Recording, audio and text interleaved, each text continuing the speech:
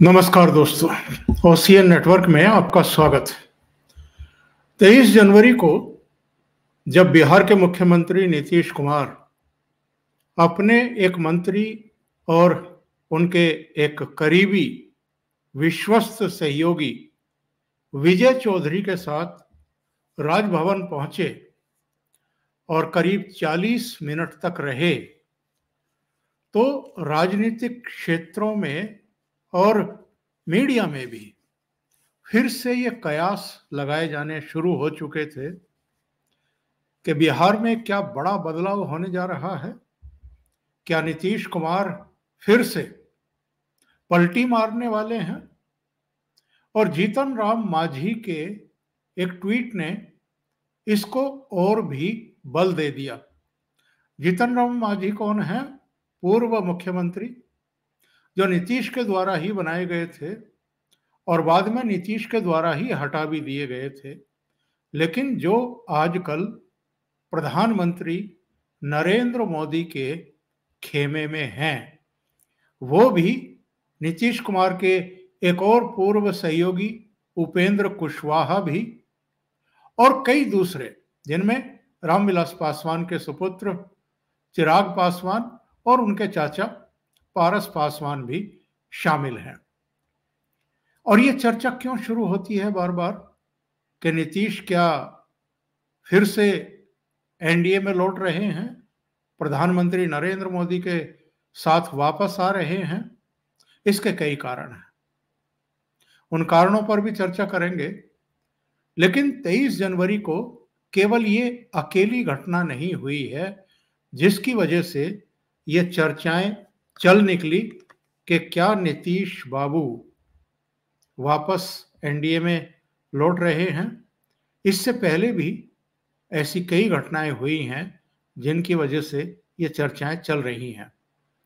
नीतीश की ममता बनर्जी से, अरविंद केजरीवाल से, कांग्रेस नेतृत्व से और कुछ दूसरे इंडी अलायंस के घटक दलों से जो नाराजगी चली आ रही है, संयोजक पद को लेकर के भी 2024 में चेहरा ना बनाए जाने को लेकर के भी वो अपनी जगह है। और नीतीश कुमार अगर आजकल लालू यादव से भी थोड़े से खफा खफा से दिखाई दे रहे हैं, तो इसकी वजह से भी ये चर्चाएं एक अलग ही लेवल पर पहुंच रही हैं। एक घटना और हुई। शाम होते होते मोदी सरकार ने कर्पूरी ठाकुर को भारत रत्न देने का ऐलान कर दिया। बिहार के 2 बार मुख्यमंत्री रहे हैं, पिछड़ों, दलितों, अति पिछड़ों के मसीहा माने जाते हैं। इमरजेंसी में भी उनकी एक विशेष भूमिका थी। इमरजेंसी के खिलाफ उन्होंने संघर्ष किया था, जेल जाने वाले नेताओं में शामिल थे। और कर्पूरी ठाकुर को भारत रत्न दिए जाने के ऐलान के तुरंत बाद प्रधानमंत्री नरेंद्र मोदी का एक ट्वीट आया और उन्होंने ये कहा कि मुझे इस बात की बहुत प्रसन्नता हो रही है कि भारत सरकार ने सामाजिक न्याय के पुरोधा महान जननायक कर्पूरी ठाकुर जी को भारत रत्न से सम्मानित करने का निर्णय लिया है। उनके जन्म शताब्दी के अवसर पर यह निर्णय देशवासियों को गौरवान्वित करने वाला है। पिछड़ों और वंचितों के उत्थान के लिए कर्पूरी जी की अटूट प्रतिबद्धता और दूरदर्शी नेतृत्व ने भारत के सामाजिक राजनीतिक परिदृश्य पर अमिट छाप छोड़ी है।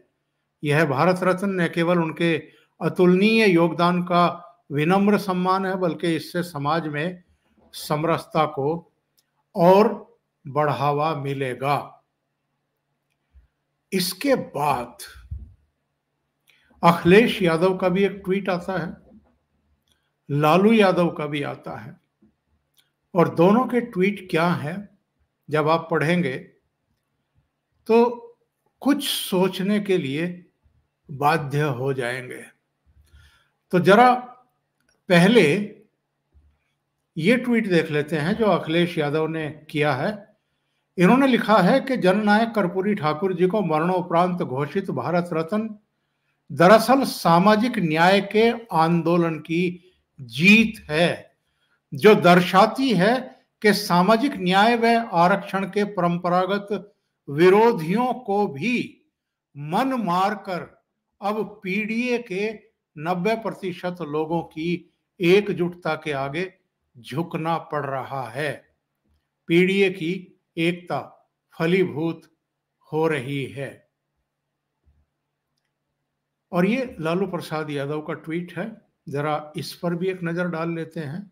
लिखते हैं, मेरे राजनीतिक और वैचारिक गुरु स्वर्गीय कर्पूरी ठाकुर जी को भारत रत्न अब से बहुत पहले मिल जाना चाहिए था। हमने सदन से लेकर सड़क तक ये आवाज उठाई, लेकिन केंद्र सरकार तब जागी जब सामाजिक सरोकार की मौजूदा बिहार सरकार ने जातिगत जनगणना करवाई और आरक्षण का दायरा बहुजन हितार्थ बढ़ाया। डर ही से ही राजनीति को दलित बहुजन सरोकारों पर आना ही होगा। अब जरा नीतीश कुमार का भी बयान देख लेते हैं। नीतीश कुमार ने क्या लिखा है। नीतीश ने लिखा कि पूर्व मुख्यमंत्री और महान समाजवादी नेता स्वर्गीय कर्पूरी ठाकुर जी को देश का सर्वोच्च सम्मान भारत रत्न दिया जाना हार्दिक प्रसन्नता का विषय है। केंद्र सरकार का यह अच्छा निर्णय है। स्वर्गीय कर्पूरी ठाकुर जी को उनकी 100वीं जयंती पर दिए जाने वाला यह सर्वोच्च सम्मान दलितों, वंचितों और उपेक्षित तबकों के बीच सकारात्मक भाव पैदा करेगा। हम हमेशा से ही स्वर्गीय कर्पूरी ठाकुर जी को भारत रत्न देने की मांग करते रहे हैं। वर्षों की पुरानी मांग आज पूरी हुई है। इसके लिए माननीय प्रधानमंत्री श्री नरेंद्र मोदी जी को धन्यवाद। ये लालू यादव ने प्रधानमंत्री मोदी की कोई चर्चा नहीं की है कि उनका धन्यवाद। अखिलेश यादव ने भी ऐसा कोई धन्यवाद नहीं जताया है। अखिलेश शर्मा जो सीनियर पत्रकार हैं, उन्होंने एक ट्वीट किया है जिसमें लिखा है कि मोदी सरकार ने पिछले 10 वर्षों में 6 विभूतियों को भारत रत्न से सम्मानित किया। पूर्व प्रधानमंत्री अटल बिहारी वाजपेयी को 2015 में, पंडित मदन मोहन मालवीय मरणोपरांत 2015 में, नानाजी देशमुख मरणोपरांत 2019 में, भूपेन हजारिका मरणोपरांत 2019 में, पूर्व राष्ट्रपति प्रणब मुखर्जी को भी 2019 में और कर्पूरी ठाकुर को मरणोपरांत 2024 में। अब जरा आप ये सोचिए कि जो अखिलेश यादव कह रहे हैं कि प्रेशर की वजह से मोदी सरकार ने ये दिया है, और जो लालू यादव कह रहे हैं कि जो जातिगत जनगणना की बात है या सामाजिक न्याय की बात है और जो बिहार सरकार ने ये सब किया है, उसके प्रेशर में आकर ही से ही मोदी सरकार ने अल्टीमेटली कर्पूरी ठाकुर को भारत रत्न देने का ऐलान किया, दबाव में दिया।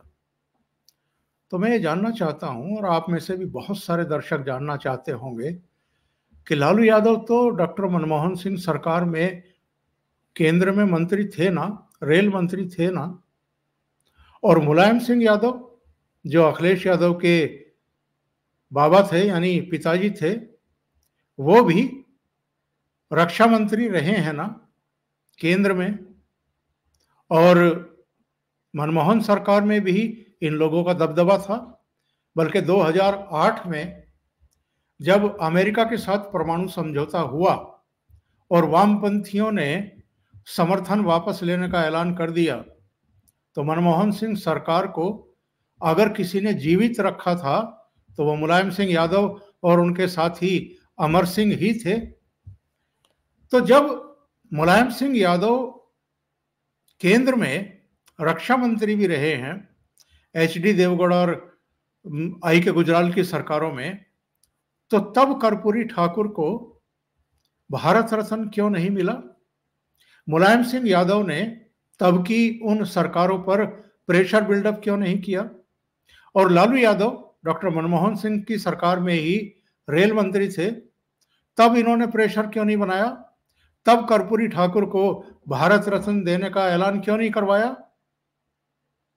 ये है खिसियानी बिल्ली खंबा नोचे वाली कहावत इन पर लागू होती है। कर्पूरी ठाकुर निसंदेह जो दलित हैं, जो वंचित हैं, जो पिछड़े हैं, जो अति पिछड़े हैं, और जो अति पिछड़ों की जो संख्या बिहार में है वो 36% के आसपास मानी जाती है। और जिस तरह की राजनीति इन लोगों ने पिछले दिनों करने की कोशिश की है, ये क्यों की है? क्योंकि पूरे देश में भगवान राम की एक लहर फिर से शुरू हुई है और इनको बहुत अच्छे तरीके से पता था कि जब 22 जनवरी को प्रधानमंत्री नरेंद्र मोदी प्राण प्रतिष्ठा समारोह में शामिल होंगे तो देश में एक ऐसा वातावरण बनने वाला है कि जिस राम लहर में ये लोग उड़ जाएंगे, कहीं नहीं दिखेंगे। एक तरफा ये लहर प्रधानमंत्री नरेंद्र मोदी को लगातार तीसरी बार प्रधानमंत्री पद पर पहुंचा करके ही छोड़ेगी। तो ऐसे में राहुल गांधी भी जातीय जनगणना की वकालत करने लगे थे। लालू यादव हों, नीतीश बाबू हों, चाहे अखिलेश यादव हों, ये सब फिर से जाति जाति की राजनीति खेलना शुरू कर चुके थे। और प्रधानमंत्री नरेंद्र मोदी की राजनीति के जो तौर तरीके हैं और जो फैसले लेने की टाइमिंग है वो तो अद्भुत है। कर्पूरी ठाकुर जो बिहार के 2 बार मुख्यमंत्री रह चुके हैं, वो दलितों, पिछड़ों और वंचितों, अति पिछड़ों के वाकई मसीहा माने जाते हैं। और उन्हीं के समय पहली बार बिहार में आरक्षण लागू हुआ था। तो नरेंद्र मोदी का ये मास्टर स्ट्रोक नहीं है, ये एक ऐसा मास्टर स्ट्रोक है जिसको ये लोग झेल नहीं पाएंगे, बर्दाश्त नहीं कर पाएंगे। एक और घटना हुई है 23 जनवरी को, और वो ये हुई है कि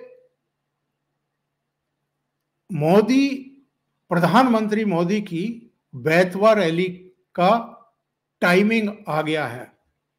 वो चंपारण इलाके के बेतवा में 4 फरवरी को रैली करने जा रहे हैं।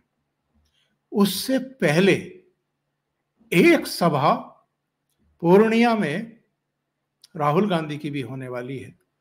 29 और 30 जनवरी में से किसी दिन होगी, क्योंकि राहुल गांधी उस दिन पश्चिम बंगाल से किशनगंज जिले के द्वारा बिहार में प्रवेश करेंगे। उस दिन एक रैली सभा है, उससे अगले दिन है। अंतर विरोधी बयान आ रहे हैं। कांग्रेस के एक नेता ने कहा कि नीतीश कुमार राहुल गांधी की जनसभा में शामिल होंगे। जदयू के एक सीनियर नेता ने कहा कि मुख्यमंत्री जाएंगे या नहीं जाएंगे, अभी इसका कोई कंफर्मेशन नहीं है। यह नीतीश कुमार को लेकर के इंडी अलायंस खास तौर से कांग्रेस के भीतर जो एक असमंजस का भाव है, और मैं कहूंगा कि एक अविश्वास का भी भाव है, ये क्यों पैदा हो रहा है? क्योंकि नीतीश कुमार ने पिछले कुछ दिनों में ऐसे संकेत दिए हैं कि उनके लिए अब इंडी अलायंस में रहना मुश्किल होता जा रहा है। आपको ध्यान होगा, करीब 15 दिन पहले अचानक एक खबर चलनी शुरू हुई। कांग्रेस के खेमे से वो खबर चलवाई गई थी मीडिया में कि नीतीश बाबू को संयोजक बनाने की तैयारी हो रही है। एक वर्चुअल बैठक होगी और उस वर्चुअल बैठक में ये फैसला ले लिया जाएगा। ममता बनर्जी उस वर्चुअल बैठक में नहीं आई। इससे पहले भी जब दिल्ली में बैठक हो रही थी तो ममता बनर्जी नहीं आई थी। वर्चुअल बैठक में भी नहीं जुड़ी। अरविंद केजरीवाल, ममता बनर्जी, इन दो चेहरों ने दिल्ली की बैठक में यह जरूर शिगुफा छोड़ दिया था कि मल्लिकार्जुन खड़गे को प्रधानमंत्री नरेंद्र मोदी के खिलाफ चेहरा बनाया जाए 2024 के चुनाव में, ताकि दलित वर्सेस पिछड़ा, अगर ये माने प्रधानमंत्री नरेंद्र मोदी को पिछड़ा, तो ये किसी तरीके से लड़ाई बन जाए। और उसका मकसद क्या था? राहुल गांधी की उम्मीदवारी को रिजेक्ट करना, यानी उनको वो हमें स्वीकार नहीं है नेता के तौर पर, ये मैसेज देना। लेकिन इसका एक और मैसेज चला गया कि ये दोनों ही, यानी केजरीवाल और ममता बनर्जी, नीतीश कुमार को नहीं चाहते कि वो चेहरा बने या संयोजक भी बने, बल्कि ममता बनर्जी के हवाले से तो ये खबर भी आ गई थी कि वो नहीं चाहती हैं कि नीतीश वर्सेस नरेंद्र मोदी लड़ाई बने और नीतीश कुमार राष्ट्रीय स्तर के नेता बन जाएं। और ये लालू यादव भी नहीं चाहते थे। और लालू यादव ने ललन सिंह के साथ मिलकर के जो खेल करने की कोशिश की थी, 11 एमएलए तोड़ करके नीतीश कुमार के, कि नीतीश कुमार को मुख्यमंत्री पद से हटाया जाए और तेजस्वी यादव को मुख्यमंत्री बनाया जाए, उसके बाद से ही नीतीश कुमार लालू यादव से भी कटे हुए हैं। नीतीश कुमार ममता बनर्जी, अरविंद केजरीवाल से भी कटे कटे हैं और कांग्रेस नेतृत्व से भी नाराज हैं। तो नीतीश कुमार के बारे में जो चर्चाएं चल रही हैं कि वो पलटी मार सकते हैं फिर से, उसको इसलिए भी पंख मिले क्योंकि अमित शाह ने अभी कुछ ही दिन पहले एक अखबार के साथ इंटरव्यू में ये कहा कि अगर नीतीश की वापसी का कोई प्रस्ताव उनकी तरफ से आता है तो हम उस पर विचार करेंगे।